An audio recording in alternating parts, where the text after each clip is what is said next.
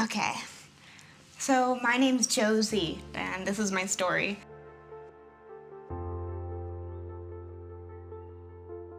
My hearing loss was a really confusing experience for me. How I lost it was I was off to my nose, ears, and throat doctor. I was actually getting my tonsil stones checked out, and he noticed that I had an ear tube still in my left ear, I think. And that's not a good thing because I had it as a kid and it was actually dislodged in my eardrum. So it was old and not needed to be there. So to remove it, he wanted to kill two birds with one stone and put me under for my tonsils and did the ear as well. I booked a hearing test months in advance, didn't really think anything of it, and I ended up going just to make sure that it didn't do any damage. And the test was something I've never done before. You just do a bunch of beeps and testing with this clicker, and you're just marking what you can hear.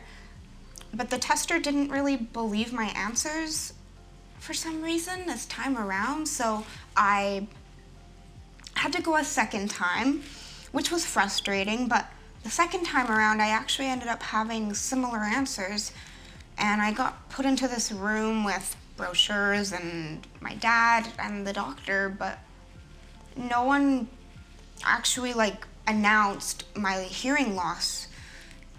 It was straight to discussion of brands and different kinds of hearing aids, and I didn't cue in the feelings and the notion that I had lost some of my hearing, and that was at 18 years old. Obviously, I now still struggle with it, but I've really come a long ways, and my silver lining in this has been meeting people like Jess who are able to share stories like this with his blindness and relate to my hearing.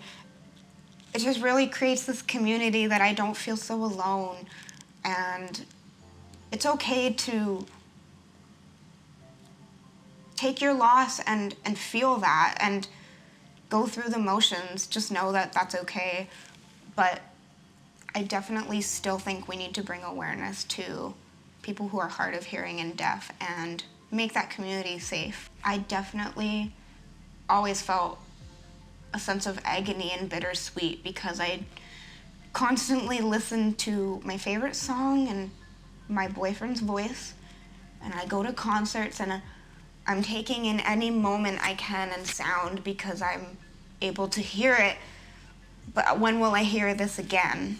Will I not hear this next time?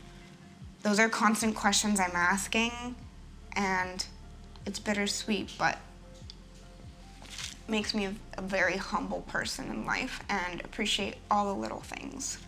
So with the modeling, I've been wanting to boost my confidence, and that was just for my own self-image, but I actually have learned that I can be exactly what everybody's looking for in a model, but I can bring awareness to this disabled community and all the people included in it that wouldn't be on the front cover of a magazine. And I just think it's important because if we're more inclusive to everybody about things like these, the world is really going to start growing and making conversations to include those kind of people in just normal things. Because it is normal to have disabilities, to become blind, and to lose your hearing. It's just something that I never thought I'd come across at 18 years old, and a loss that I'd have to deal with at this age. But I've met just incredible people through this experience and loss that it's kind of made it seem like it still will be okay, because I got the right people to support me, and I actually even have a partner who's willing to learn sign language to talk to me if I ever do become deaf, and I never expected that out of love ever. That is beyond anything anyone could ever do for me, but I also know that I deserve that, just like anybody else, and it doesn't make me any less of a person. If anything, this all makes me a more interesting and humble person. Everybody needs their eyes open to stories, and experiences like this so that we can create the conversation for change.